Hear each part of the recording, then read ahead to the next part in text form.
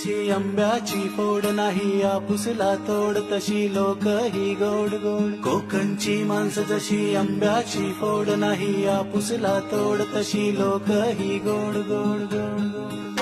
गऱ्यासोबत कोकम चाखवा हो गऱ्यासोबत कोकम चाखवा भल्या लोकांचा कोकण दाखवा हो भल्या लोकांचा कोकण दाखवा।